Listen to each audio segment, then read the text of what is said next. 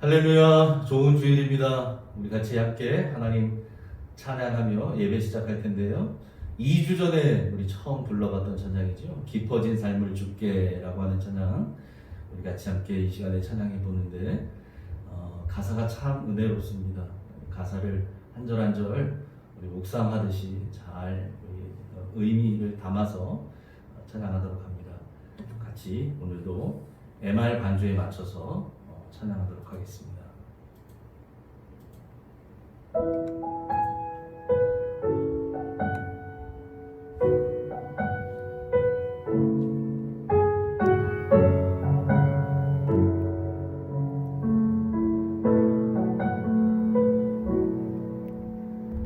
은혜로 날 보듬으시고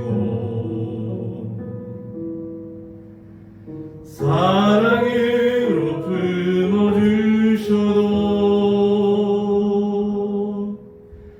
내 마음만 자라도 지키지 못하는 이 모습 부끄럽습니다. 따스한 곁을 내어주신 주님 앞에 나아갑니다. 표현 못할 그 길로 나를 붙드시는 주 이름만 바라봅니다. 매일 마주한 슬픔을 견뎌나가며 주 예수의 마음을 닮아가네. 두려운 걸음마다 주가 동행하니 주 의지하며 오늘을 걷네. 주의 신실한 소망을 깊이 담으며 주 예수의 풍요를 채워가네. 하나님의 자녀로 명예 지켜가며 깊어진 삶을 주께 드리네.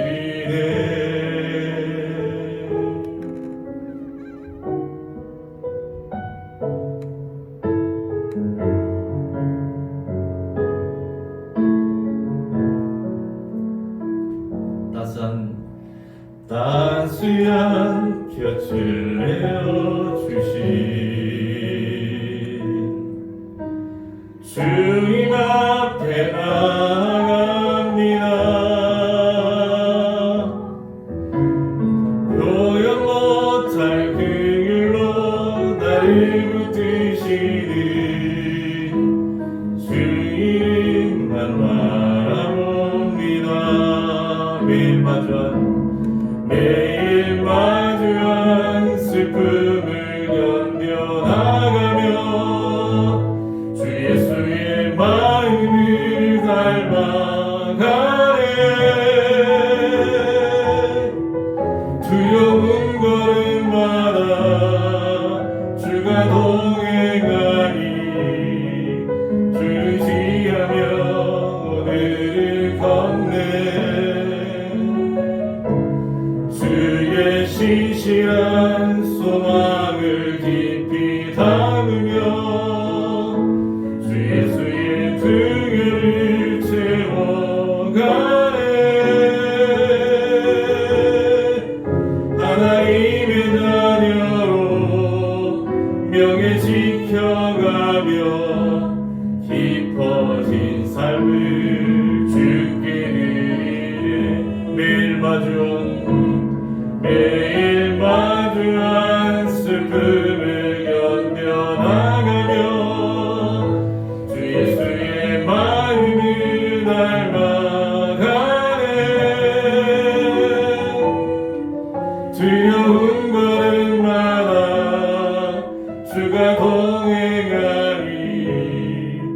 주지으며 늘 걷네.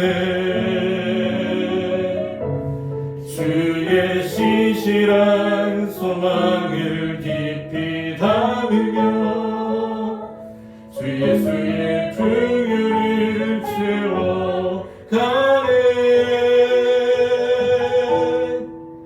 하나님의 자녀로 명예 지켜가며 깊어진 삶을 주께 드리네. 하나님의 자녀로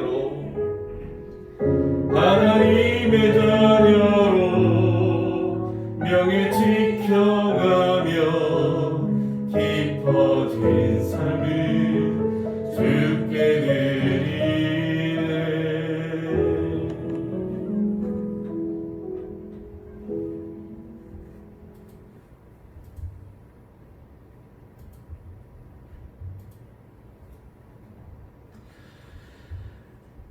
하나님 아버지,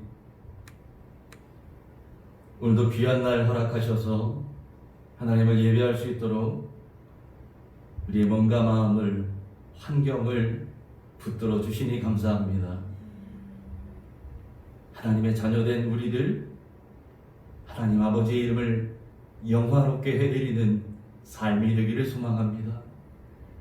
하나님, 하나님의 자녀답게 사는 우리들 되게 하여 주시고, 그래서 어딜 가나 주님이 명하신 것처럼 세상의 빛과 소금인 우리들이 그 역할 잘 감당하는 하나님의 자녀로 승리하게 하여 주옵소서.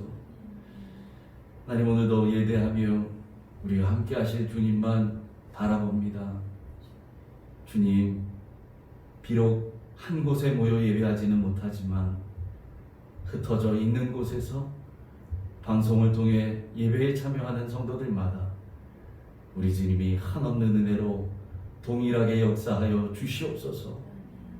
이 시간도 불가능이 없으신 하나님, 무소부재하신 하나님, 전능하신 하나님께서 우리 예배의 주인인 짐을 믿습니다. 우리 예배를 받아주시고 예배를 통하여 한량없는 은혜가 예배자로 함께하는 모든 옥종의 가족들 신령 가운데 넘치게 하여 주시옵소서.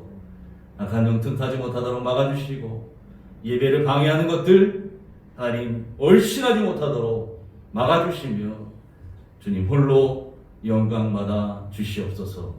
예수님의 이름으로 감사하며 기도합니다. 아멘.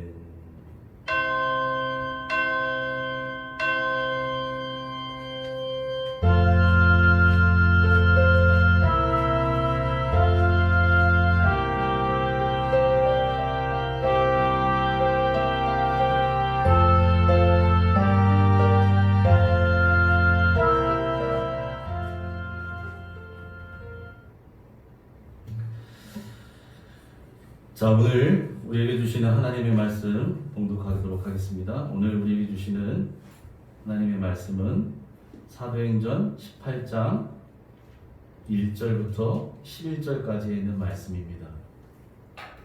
사도행전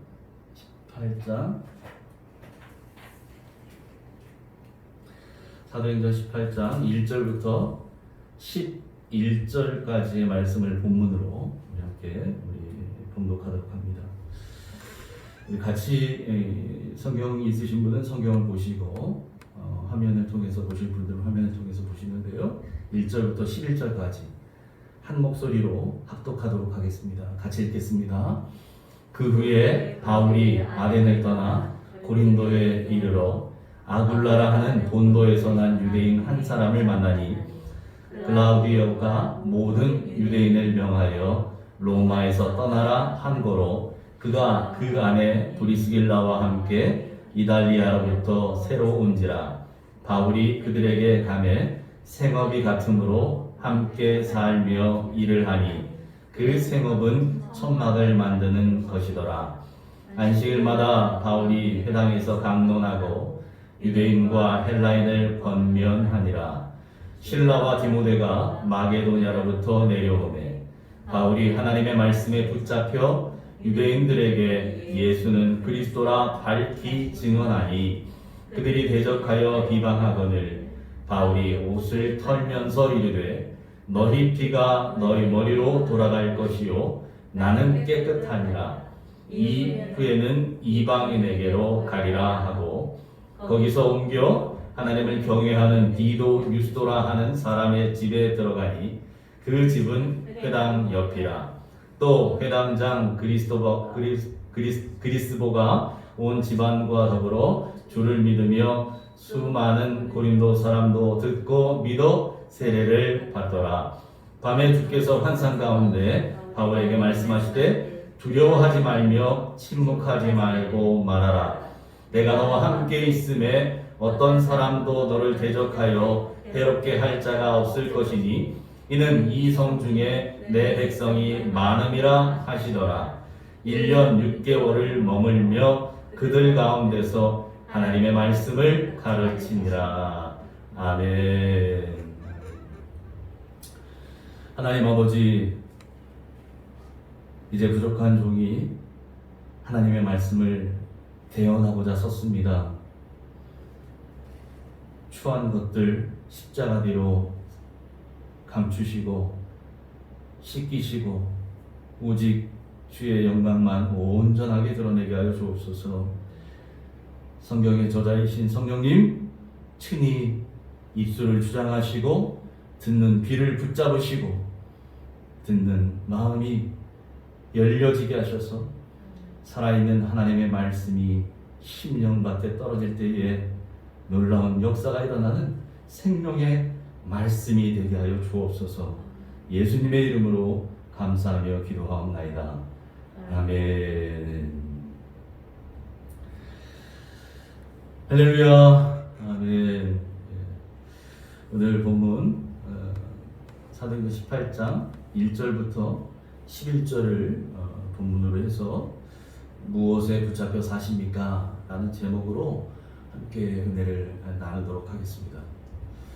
여러분, 사도 바울, 지금 사도행전을 우리가 계속해서 순서대로 강의하고 있는데요.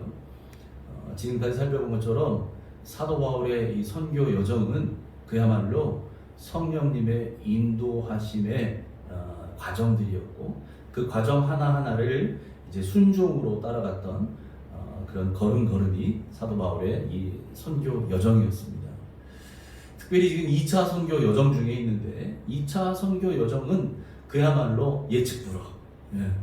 전혀 그가 계획하지 않았고 상상하지 않았던 곳으로 그의 발걸음을 성령님께서 이끄셨고, 그렇게 해서 유럽으로 넘어가게 되고요. 그렇게 해서 넘어간 곳에서 만나는 일들은 그가 전혀 계획하지 않았던 일들, 예상하지 않았던 일들을 만나게 되고, 또 그런 것들을 통해서 하나님의 역사는 물론이거니와 유대인들의 방해는 끊임없이 계속되었었던, 그래서 한마디로 말하면 정말 쉽지 않은 그런 시간들을 사도 바울이 보내고 있다라는 거죠. 우리 지난 시간에 살펴본 것처럼 아덴 지역에서 이제 베레아에서 아덴으로 내려와서 아덴에서 홀로 사도 바울이 복음을 전합니다. 그렇게 혼자서 복음을 전했던 사도 바울이 이제 혈혈단신 혼자의 몸으로 일행과 떨어져서 역시나 혼자 고린도로 내려오는, 오늘 본문 사도행전 18장, 그래서 고린도 지역에서 일어났었던 그 에피소드들이 시작되는 건데요. 여러분, 고린도라고 하는 이 지역은 아덴으로부터 서남쪽으로 약 80km 정도 떨어져 있는 그런 지역입니다. 여기 항구 도시인데요. 이 지역은 군사적인 중요한 요충지도 되고 교통의 요지, 거기를 중심으로 이제 각종 무역이 성행했고, 그래서 상업과 무역의 중심지였습니다. 여러분, 그러다 보니까 그 지역에는 돈이 많이 돌겠지요. 장사하는 사람, 무역하는 사람, 상업이 성행하고 하니까 돈이 많아요. 그러다 보니 어떤 일들이 같이 따라옵니까? 성적으로 문란한 일들이 같이 따라옵니다. 자료를 보면, 그리고 그곳에는 아프로디테 여신의 신전이 있었어요. 고린도에. 그리고 그 고린도 아프로디테 여신을 섬기는 그 신전 안에는 합법적으로 일하는 이 여자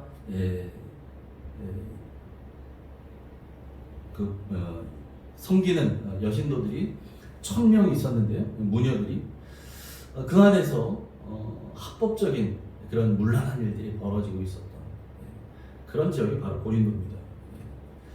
그래서 여러분, 고린도 사람이라고 하는 이 단어는 그 당시에 어떻게 통용되냐면 문란한 사람이라는 뜻이었어요.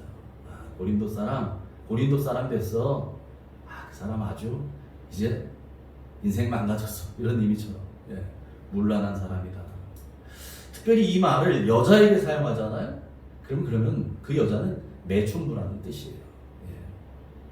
그 정도로 고린도 지역이 얼마나 성적으로 타락한 동네였고 지역이었는가를 우리 알 수 있습니다.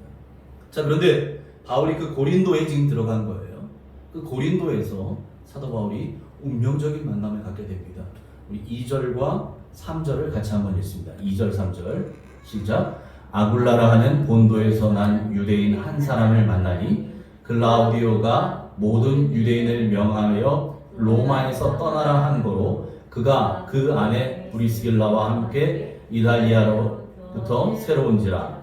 바울이 그들에게 가매 생업이 같으므로 함께 살며 일을 하니 그 생업은 천막을 만드는 것이다. 아멘. 이 고린도에서 본도에서 태어난 아굴라라고 하는 사람을 만났다는 거죠. 이 사람은 유대인입니다. 근데 결혼한 사람이에요.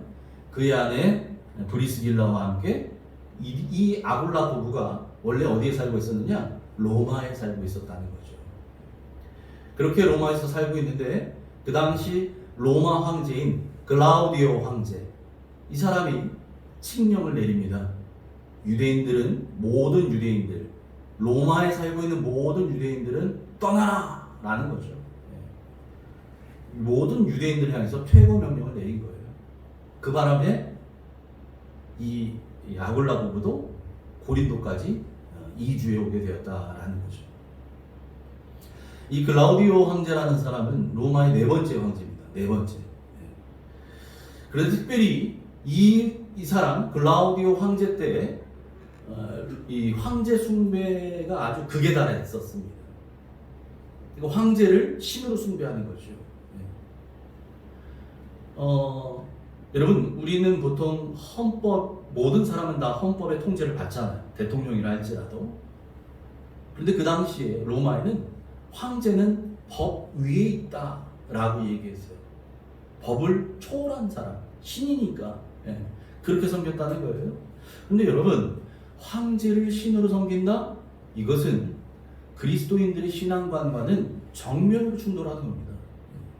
하나님을 신으로 섬기는 사람들이 사람인 황제를 신으로 섬긴다? 그럴 수 없는 거죠. 이건 그래서도 안 되는 거죠. 그러다 보니까 황제 숭배를 거부합니다. 그렇게 황제 숭배를 거부하는 사람들을 로마에서 살 수 없도록 정치적으로 압박을 가했던 거예요. 여러분, 예를 들어서 이런 겁니다. 은행에서 대출 금리가 시중은행 대출은 금리가 가령 3%다. 돈 빌리면 이자를 3%를 더해서 내야 되는데, 이처럼 황제 숭배를 거부하는 사람에게는 무려 30%의 이자를 붙이는 거죠. 옆집 사람 나랑 똑같이 돈 빌렸는데 저 사람 내는 이자가 3%인데 내가 빌렸더니 은행에서 나는 30%를 이자를 내라는 거예요. 너무 억울하죠? 이런 문제를 가지고 그리스도인들이 따집니다. 항의합니다. 그랬더니 그것을 가지고 소동을 일으킨 자들이라고 하는 죄명을 씌워가지고 그 도시에서 쫓아내는 거예요. 쫓아낼 때 여러분 재산 다 챙겨서 나가도록 합니까? 그냥 빈털터리를 쫓겨나는 거죠. 그냥 쫓겨나는 거예요. 그렇게 쫓겨난 사람들이 모인 곳이 그렇게 쫓겨난 사람들이 여기저기로 흩어졌는데 지금 이 고린도 지역, 환락의 도시, 상업의 도시로 모여들었다라는 거죠. 아굴라 부부도 그렇게 해서 고린도 지역으로 온 겁니다. 근데 여러분 생각해 보십시오. 이렇게 많은 사람들이 갑작스럽게 도시로 몰려들다 보니까 그 사람들이 기거해야 될 곳이 필요할 거 아니겠습니까? 거처가 필요하죠. 그런데 갑자기 너무 많은 사람들이 오면 지어져 있는 집은 제한되어 있으니까 이 사람들이 생활해야 될 곳이 필요할 거 아니겠습니까? 그래서 고린도 지역에서 이 사람들이 임시라도 생활할 수 있는 텐트, 천막이 많이 필요했던 거죠. 성경에 오늘 보니까 이 사람들의 생업이 같았는데 그 생업이 무엇이냐? 천막을 만드는 일이었다라고 얘기하죠. 그렇습니다, 여러분. 아굴라 부부와 심지어 이 사도 바울까지도 천막을 만드는 기술을 가지고 있었던 사람이에요. 예. 그래서 사도 바울은 홀몸으로, 혼자의 몸으로 고린도 지역에 와서 누구를 찾아가게 됐냐? 아굴라 부부를 찾아가서 만나는 겁니다. 예. 오늘날로 말하면 뭐 이렇게 이해하셔도 될 것 같아요. 알바자리 구하러 간 거죠. 어디로요? 아굴라 부부 일하고 있는 그곳으로. 예. 일행이랑 떨어져 있다 보니까 바울 혼자 있는데, 여러분 혼자 있어도 먹을 건 먹어야 되고 생활은 해야 되잖아요. 생계를 위해서 바울도 이제는 일을 해야만 하는 거죠. 그래서 그렇게 아굴라 부부와의 만남이 이루어지게 된 것입니다. 그런데 말이죠, 여러분. 그렇다 치더라도 바울은 이 천막 만드는 일 때문에 자신의 신분을 망각하지는 않았습니다. 4절 같이 한번 읽을까요? 시작. 안식일마다 바울이 회당에서 강론하고 유대인과 헬라인을 권면하니라. 여러분, 바울이 고린도 지역에, 고린도 땅에 온 이유가 무엇일까요? 천막 만드는 이 사업에 손대서 회사를 일구고 잘 먹고 잘 사는 그런 목적으로 이 고린도에 왔겠습니까? 아니죠. 그가 이 고린도 지역까지 들어온 목적은 단 하나, 복음을 전하기 위한 겁니다. 복음을 전하기 위해서. 그러다 보니까 엿새 동안은 최선을 다해서 일하는 거예요. 네? 왜요? 안식일에 가서 복음 전할 수 있기 위해서. 네? 그 안식일을 위해서 엿새 동안 열심히 일했다는 거예요. 여러분, 그래서 이들이 천막을 만들었던 일, 그 일은 생계를 위한 일이지 그것이 그들의 본업은 아니었다는 얘기입니다. 오늘 성경에서도 생업이라 얘기하잖아요. 생업이 같았더라. 저 일은 생업이지 그들의 본업은 아닙니다. 생업은 생계를 위해서 하는 일이지요. 여러분, 생계를 위해서, 먹고 살기 위해서 하는 일은 얼마든지 바꿀 수 있어요. 그러니까 여러분, 직장도 바꾸고 때로는 직업도 바꿀 수 있는 거잖아요. 예. 얼마든지 우리는 바꿀 수 있습니다. 그렇지만 우리에게는, 우리 그리스도인들에게는 시대와 상황이 변해도 변하지 않는, 바꿀 수 없는 본업이 있다는 사실이에요. 바로 우리 주님께서 맡기신 본업이지요. 우리의 삶을 통해서 복음을 전하는 겁니다. 아멘. 복음을 전하는 거예요. 그래서 성경은 우리에게 뭐라 말씀하시느냐? 때를 얻든지 못 얻든지 항상 힘쓰라 라고 말합니다. 그 본업을 위해서 항상 힘쓰라는 거예요. 때를 얻든지 못 얻든지, 시간이 나든지 안 나든지, 여유가 되든지 안 되든지, 상황, 여하에 관계없이 이 일에 힘쓰라고 말씀합니다. 복음을 전하고 영혼을 구원하는 것, 여러분, 그것이 우리의 진짜 본업인 줄로 믿습니다. 아멘. 그래서 바울은 이 복음을 전하기 위해서 일터에서 열심히 일한 겁니다. 열심히. 여러분, 우리에게도 하나님께서 일터를 허락하신 이유가, 우리에게 직장을 허락하시고 우리에게 사업체를 허락하시고 일할 수 있는 터전을 허락하신 이유가 바로 다른 게 아니고요, 이 본업, 복음을 전하기 위해서라는 사실을 잊지 마시기 바랍니다. 여러분, 그러니까 우리가 엿새 동안 열심히 일하기 위해서 주일날 하루 쉰다고 생각하면 안 되는 거예요. 여러분, 우리의 사고의 관점을 바꿔야 됩니다. 하루 오늘 쉬어야지, 오늘 푹 쉬어야지, 일주일 동안 살 수 있어, 그러니까 오늘은 푹 쉬는 날이야, 이게 아니고요. 여러분, 하나님께서 우리에게 이 주일에 예배하라고, 그리고 그 예배를 통해서 하나님을 만남을 통해서 우리의 영혼이 회복되어지고 또 안식을 통해 우리 육체가 회복되어지기 위해서 그걸 위해서 엿새 동안 열심히 일하라는 것입니다. 아멘. 여러분 관점을 바꾸시기 바랍니다. 그리스도인은 이처럼 세상 사람들과 관점을 달리하는 사람들이에요. 관점. 보는 시각을 달리해야 되는 거죠. 세상 사람들은 6일 동안 일하려면 오늘 하루 쉬어야 돼 이렇지만 여러분 우리는 그게 아니고요. 우리가 6일 동안 열심히 일하는 이유가 바로 주일에 하나님을 온전히 예배하기 위함이다. 제대로 쉬기 위함이다. 하나님이 주신 영혼의 안식을 취하기 위함이다. 라는 사실을 기억하시기 바랍니다. 여러분 그래서 흔히들 먹고 살기 위해서 돈 번다고 하잖아요. 먹고 살기 위해서 돈 벌지. 예? 여러분 전도란 어떤 거냐? 사람들에게 그렇게 먹고 살기 위해서 돈 버는 일이라고 생각하는 그런 일을 바라보는 관점을 바꿔주는 게 바로 전도예요. 다시 말하면 세상 사람들로 하여금 본업이 무엇인지 모르는 사람들에게 본업을 찾아두는 일이 전도다라는 거예요. 전도. 먹고 사는 것이 전부인 줄로 알았던 그런 인생으로 하여금 내 입에 풀칠하고 먹고 사는 게 전부가 아니고 우리 인생의 전부는 주님을 위해 사는 것이다 라는 것을 일깨워주는 것이 바로 전도라는 사실입니다. 자, 여러분 그런데 고린도 지역에 들어와 있던 이 사도 바울, 혼자 지금 와 있던 이 사도 바울, 여러분 이때 사도 바울의 심정은 어땠을까요? 사도 바울. 오늘 본문에는 그 말씀이 없지만 관련되어 있는 성경 고린도전서 2장에 이 사도 바울의 심정이 거기에 기록되어 있는데요. 고린도 지역에 들어왔을 때 사도 바울의 심정이 이렇게 기록되어 있습니다. 고린도전서 2장 3절 같이 읽습니다. 시작. 내가 너희 가운데 거할 때에 약하고 두려워하고 심히 떨었노라. 여러분 사도 바울은 두려워할 줄도 모르는 탱크 같은 사람, 여러분 이런 사람 아니에요. 오늘도 분명히 고린도전서 2장에 있는 말씀을 통해서 그가 고린도 성도들에게 편지에서 그 당시의 일들을 회상하면서 자기의 심정을 그대로 드러냈잖아요. 여러분 사실 저 그때 내 마음이 굉장히 약한 상태였습니다. 저는 두려워하고 심히 떨고 있었습니다. 이렇게 고백하고 있잖아요. 혼자 혈혈단신 고린도 낯선 땅에 들어왔어요. 처음 와보는 땅이죠. 그곳에서 생전 처음 보는 사람들, 거기에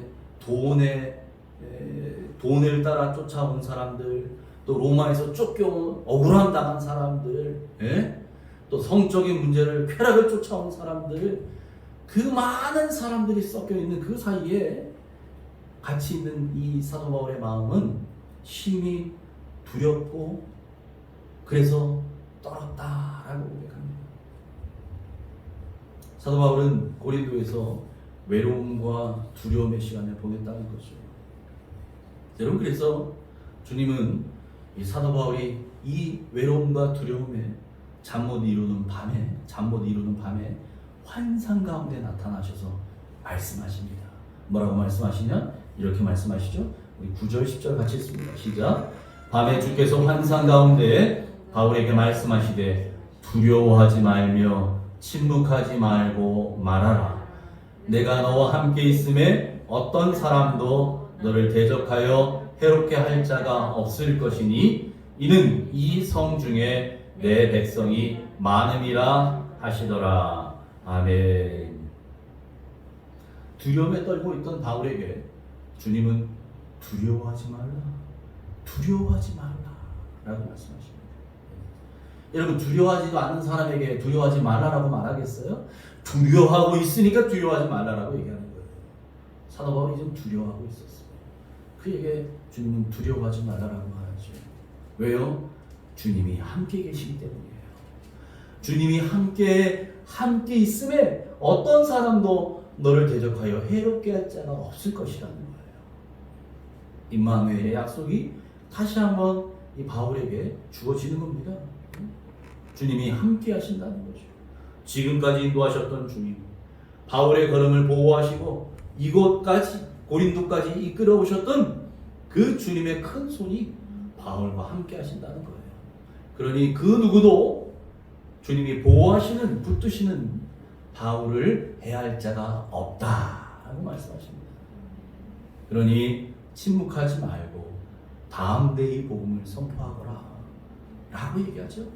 침묵하지 말고 말하라, 복음을 전하라. 마땅히 성령께서 말하게 할 바, 기억나게 하는 것들을 말하고 전하라는 거죠. 왜요? 고린도 성 안에는 내 백성, 하나님의 백성, 구원받아야 될 영혼들이 많다라는 거예요. 여러분, 주님께서 이런 약속을 해주시면 그런 약속 듣고서도 두려워할 사람이 있겠습니까? 두려움이 사라지게 되겠죠. 주님은 환상이라고 하는 정말 이 특단의 조치, 아주 특별한 방법을 통해서 사도 바울로 하여금 세임을 얻도록 권면하고 계신 겁니다. 뿐만 아니라 여기에 더해져서 이제 이 바울에게 힘과 위로가 되는 그런 사건이 또 하나 생기는데요. 그런 일이 생기는데요. 오늘 본문 5절 말씀 같이 한번 읽습니다. 시작. 실라와 디모데가 마게도냐로부터 내려오매 바울이 하나님의 말씀에 붙잡혀 유대인들에게 예수는 그리스도라 밝히 증언하니. 아멘. 그토록 기다리던 이제 실라와 디모데가 드디어 마게도냐 데살로니가 지역에서부터 고린도까지 내려온 겁니다. 여러분, 늘 같이 다녔던 내 동역자들이었는데 떨어져서 오랫동안 혼자 있을 때 얼마나 외롭고 두렵고 힘들었을까요? 그런 사도 바울에게 이 동역자 둘도 없는 정말 이 바울의 사람 같은 이 실라와 디모데가 왔을 때 그것만으로도 바울에게는 기쁨이었지만 그보다 더 큰 기쁨이 있었어요. 무엇이냐? 바로 그들이 가지고 온 데살로니가 성도들에 관한 소식 때문이었습니다. 그 소식이 사도 바울로 하여금 큰 힘과 위로를 얻게 되었다라는 거죠. 데살로니가 전서 3장에 그 말씀이 나오는데 6절부터 8절을 같이 한번 읽습니다. 시작. 지금은 디모데가 너희에게로부터 와서 너희 믿음과 사랑의 기쁜 소식을 우리에게 전하고 또 너희가 항상 우리를 잘 생각하여 우리가 너희를 간절히 보고자 함과 같이 너희도 우리를 간절히 보고자 한다 하니, 이러므로 형제들아 우리가 모든 궁핍과 환난 가운데서 너희 믿음으로 말미암아 너희에게 위로를 받았노라. 그러므로 너희가 주 안에 굳게 선즉 우리가 이제는 살리라. 아멘. 여러분 보십시오. 실라와 디모데를 통해서 이제 바울에게 들렸던 소식이 어떤 소식이냐? 바로 데살로니가 성도들의 저 믿음과 사랑의 기쁜 소식이었다는 거예요. 그들이 얼마나 정말 믿음 안에, 그리스도 안에 굳건하게 잘 세워져 가고 있는지, 그 모든 소식들을 듣고서 그 소식으로 인해서 그 당시에 환난과 궁핍 가운데 처해 있었던 이 바울에게는 그렇게 들렸던 데살로니가 교인들의 그 소식이 정말 그 무엇보다도 큰 위로가 되었다라는 겁니다. 그래서 너에게 큰 위로를 받았다라고 말하잖아요.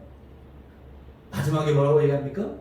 너희가 주 안에 굳게 서 있다고 하니, 믿음 안에 굳게 서서 신앙이 잘 자라고 있다고 하니 이제야 살 것 같아 라는 얘기예요. 그렇게 고백하고 있는 거죠. 여러분, 데살로니가 성도들의 이 기쁜 소식을 들은 바울은 이 소식으로 인해서 어떻게 됐다 그래요? 말씀에 붙잡혔다는 거예요. 말씀에 붙잡혔다. 아까 5절의 말씀이 이거죠? 실라와 디모데가 마게도냐로부터 내려오매 바울이 그들이 전했던 소식 다 듣고 그 위에 어떻게 반응해요? 하나님의 말씀에 붙잡혔다. 하나님의 말씀에 붙잡힙니다. 그리고 나니까 하나님의 말씀에 딱 붙잡히고 나니까 두려움도 사라져요. 그 사도 바울이 이제 무엇을 합니까? 유대인들을 향해서 예수는 그리스도라고 당당하게 밝히 증언하게 되었다는 거예요. 주님은 데살로니가 성도들의 이 소식을 통해서 다시 한번 사도 바울을 위로하고 격려하고 계시는 겁니다. 여러분, 목회자에게 있어서 가장 큰 기쁨은 무엇일까요? 다른 게 아니고요. 성도님들 안에 그 뿌려졌던 그 말씀이 이제 잘 자라나서 열매를 맺는 것을 보게 될 때입니다. 다시 말하면 말씀으로 인해서 성도들의 삶이 변화되는 모습을 보게 될 때예요. 도대체 그리스도인인지 세상 사람인지 구분이 안 되는 것 같이 살던 사람이 옥정교회에서 잘 생활하고 났더니 이분이 삶이 바뀌었어. 누가 봐도 변했대. 여러분, 그런 이야기를 들을 때 목사로서 가장 큰 기쁨을 얻게 된다라는 말이지. 여러분, 그래서 사도 바울에게 있어서도 마찬가지입니다. 바로 데살로니가전서 1장에 있는 말씀처럼 이 데살로니가 성도들의 믿음의 역사와 사랑의 수고와 소망의 인내에 관한 그 소식을 통해서 바울은 그 무엇과도 비교할 수 없는 큰 기쁨을 얻게 되었다라고 고백하는 겁니다. 그러니까 여러분, 본인이 원해서 온 걸음도 아니었고 성령님께 등 떠밀려 온 것처럼 그렇게 들어왔던 유럽 땅에서의 사도 바울의 행적이 2차 선교 여정이었잖아요. 빌립보로부터 데살로니가, 또 어디입니까? 베레아와 아덴, 그리고 지금 이 고린도에 이르기까지 그 과정 구비구비 자기가 계획했던 거 하나도 없어요. 예상치 못할 돌발 변수들이, 돌발 상황들이 계속 일어나요. 거기에 바울을 시기하는 유대인들이 불쑥불쑥 나타나서 계속해서 자기를 따라와서 죽이려고 해요. 여러분, 끊임없이 이런 과정들을 밟고 여기까지 왔어요. 사도 바울 안에 어쩌면 그 마음 가운데 많은 고민과 갈등이 있었을지 모릅니다. 도대체 내가 제대로 하고 있는 건가? 내가 제대로 지금 하나님의 뜻을 이루고 있는 건가? 여러분, 이런 고민했던 그 사도 바울에게 데살로니가 성도들로부터 전해왔던 그 믿음 안에서 잘 성장하고 있습니다. 예? 그들의 믿음의 역사와 사랑의 수고와 소망의 인내에 관한 그 기쁜 소식이, 이제 그 소식을 들은 사도 바울 마음 가운데는 그동안에 흘렸던 눈물의 기도, 또 땀, 이 모든 것들이 결코 헛되지 않았다는 것을 깨달을 수 있게 되었다는 거죠. 그것이 결코 헛된 것이 아니었구나. 그 당시에는 몰랐는데 시간이 흐르고 났더니 주님께서 하시는구나 라는 것을 깨달은 거죠. 여러분, 그거에 대한 깨달음이 있고 난 이후에 사도 바울 마음 가운데 이제 완전히 그는 그 심령이 하나님의 말씀에 붙잡히게 되는 겁니다. 그리고 났더니 그가 어떻게 한다고요? 예수는 그리스도다 라고 밝히 증언하였다라는 겁니다. 여러분, 예수님은 우리의 구원이시고 생명이시고 소망이 되신 줄 믿습니다. 아멘. 이 복음을 전하는데요, 이 복음을 이렇게 유대인들에게도 전하는데도 불구하고 6절에 보면, 여러분 가지고 성경의 6절에 보면 그 복음을 들은 유대인들이 반응이 어땠느냐? 오히려 바울을 비방했다는 거예요. 아멘으로 받아들인 게 아니고 비방했다는 거예요. 그래서 사도 바울이 뭐라고 얘기합니까? 내가 이후로는 이제는 유대인에게 가지 않고 이방인에게로 가리라 라고 선언합니다. 여기에서 이제 사도 바울이 그런 선언을 하게 되는 거죠. 여러분, 그런데 우리가 한 가지 주목해야 될 것은, 그렇게 뿌렸던 이 복음의 씨앗, 이 복음의 씨앗이 어디에서 싹이 나고 자라나고 열매가 맺혔냐? 내가 여기에서 뿌리면 여기에서 날 거라고 기대했는데 결과를 보니까 전혀 엉뚱한 곳에서 나더라 라는 거죠. 7절 8절 같이 읽습니다. 7절 8절 같이 읽습니다. 시작. 거기서 옮겨 하나님을 경외하는 디도 유스도라 하는 사람의 집에 들어가니 그 집은 회당 옆이라. 또 회당장 그리스도가 온 집안과 더불어 주를 믿으며 수많은 고린도 사람도 듣고 믿어 세례를 받더라. 아멘. 여러분 보세요. 사도 바울이 복음은 어디에서 전했어요? 회당에서 전했습니다. 복음은 회당에서 전했는데 열매는 어디에서 맺혀요? 회당에서 맺힌 게 아니고 회당 옆집 디도 유스도라 하는 사람의 집에서 열매가 맺혀요. 회당에서 복음의 씨앗을 뿌렸는데 여기에서 정작 복음 들었던 유대인들은 사도 바울을 비방하고 회방하고 이러고 돌아갔는데 그 결과는 어디에서 맺혀요? 회당 옆에 있는 집 디도 유스도의 집에서 맺힙니다.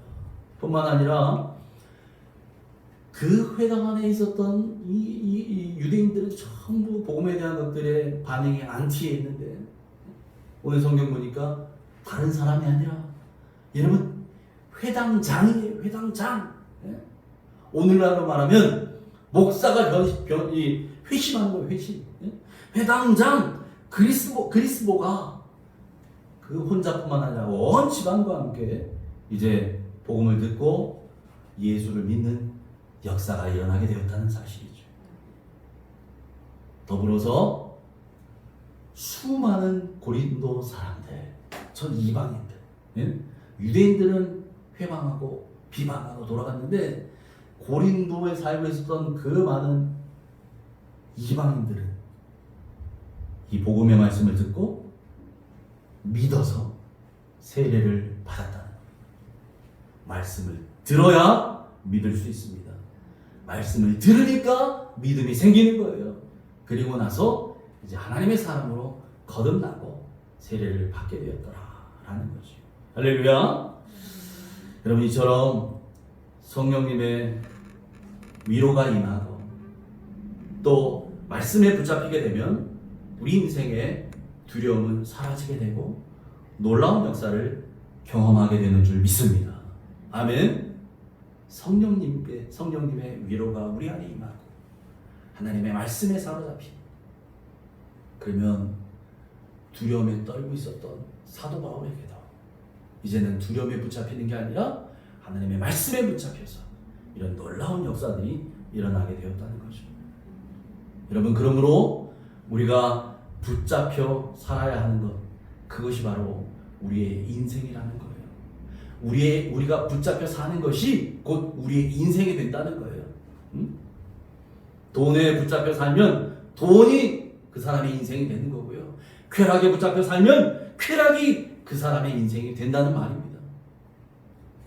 세상 즐거움에 붙잡혀 살지 말고 오직 말씀에 붙잡혀 사시기를 주님의 이름으로 축복합니다. 아멘. 그래서 누구를 만나든지 오늘 사도 바울이 전한 것처럼 예수는 그리스도시다. 예수는 우리의 구원이시고 능력이시다. 예수만이 소망이시고 우리 삶의 이유와 목적이 되신다라고 당당히 선포하고 외치실 수 있게 바랍니다.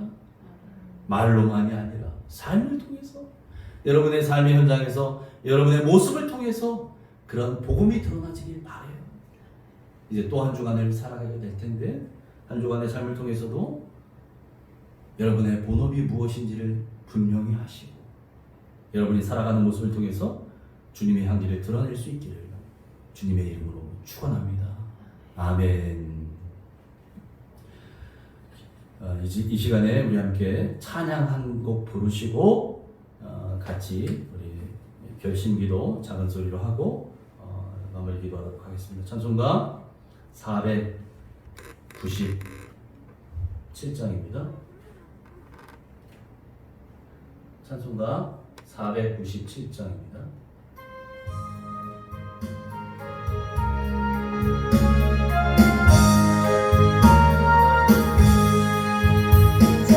예수 모든 사랑 느끼시는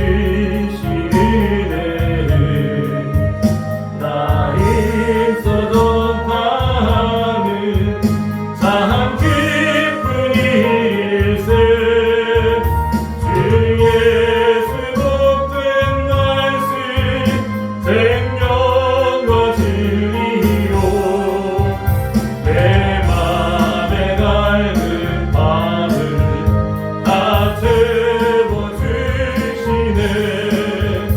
예쁘서 전한 말씀 주 예수 크신 사랑 나 항상 전파하기 참 기뻐하오나 이 말씀 전할 때에 내 맘이 기쁘고 그 말씀 전할수록 새 기쁨 넘치네 그원의 복된 말씀 못 들은 사람이 세상의 많음으로 힘써서 전하세 예쁘서 전한 말씀 주 예수 크신 사랑 나 항상 전파하기 참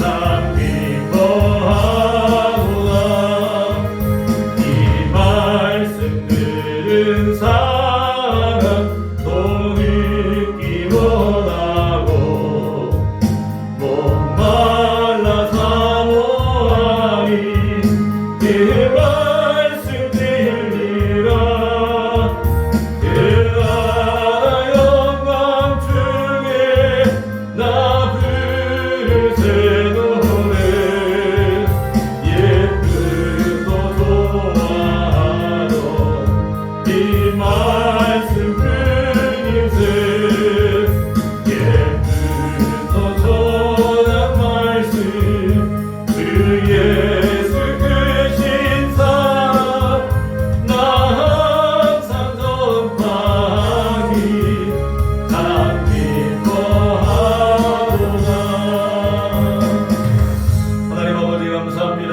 하나님 오늘도 우리에게 말씀하여 주시고 하나님 깨닫게 하여 주시고 하나님 아버지의 삶이 주님 안에서 아버지 말씀을 하시며 하나님 성경과 말씀에 붙잡히어 아버지와 살아가는 그런 인생 되기를 소망하오니 하나님 우리의 삶을 붙들어 주셔서 이렇게 성령님 인도하신 대로 말씀에 붙들려 사는 인생들 되게 하여 주옵소서. 하나님 그럼 우리의 삶을 인도하신 우리 주님이십니다. 우리의 삶을 통해 역사하실 분이 우리 주님이십니다. 하나님의 그 놀라운 역사를 바라보게 하시고 경험하게 하시고 맛보아하게 하셔서 하나님 우리 삶을 통해 하나님의 영광이 온전히 드러나는 하나님 그래서 우리의 삶이 복음을 전하는 통로가 되게 하여 주시고 하나님 삶이 선도가 되는 아버지와 놀라운 그리스도인들 살아있는 신앙인들로 하나님 그렇게 살게 하여 주옵소서. 오늘도 주신 말씀 붙들고 기대한 주간을 살아나갈 것입니다. 하나님 우리 삶 가운데 우리 주님께서 함께 하시는 중에 가는 곳마다 들려주는 소문들 주님이 함께 하셨노라고 하는 아버지 귀한 소문들만 들려주게 하여 주옵소서.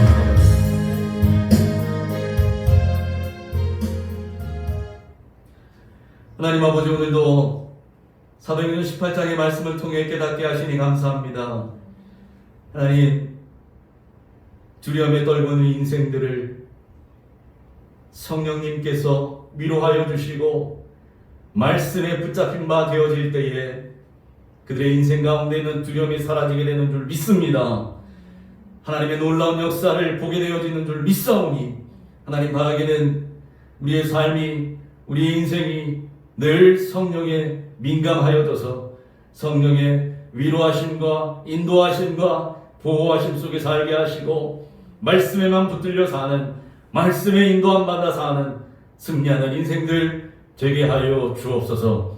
그러하기에 아버지여 말로만 전도하는 것이 아니라 아버지 우리를 보낸 직장에서 가정에서 사회에서 있는 곳에서 하나님 우리의 삶을 통해 우리의 모습을 통해 복음을 증거하는 하나님 그리스도의 향기로 살게 하여 주시옵소서. 예수님의 이름으로 감사하며 기도합나이다. 아멘. 교회 광고 시간인데요. 오늘도 특별한 광고는 없고요. 아직까지 다음 주까지 수도권을 중심으로 해서는 사회적 거리두기 2.5단계가 진행된다고 하죠. 13일까지. 여하튼 사회적인 거리두기도 그렇고 코로나의 이 확산세가 꺾이고 또 완화될 때까지 종전처럼 당분간은 평일 예배는 개인 기도로 대체하고 주일 예배는 영상 예배로 진행하도록 하겠습니다. 그렇게 해서 진행하도록 하겠고요. 그런 모든 시간들을 통해서 여러분이 같이 함께 동참해 주시기 바라겠고 건강 더 유의해 주시고 또 교회를 위해서 또 나라를 위해서 지속적으로 또 성도들을 위해서 증보하는 옥중 가족 되시기를 축복합니다. 아멘. 자, 이제 마지막으로 주기도문송 같이 함께 일어서셔서 부르시고 헌금 기도와 축도로 모든 예배를 마치도록 하겠습니다.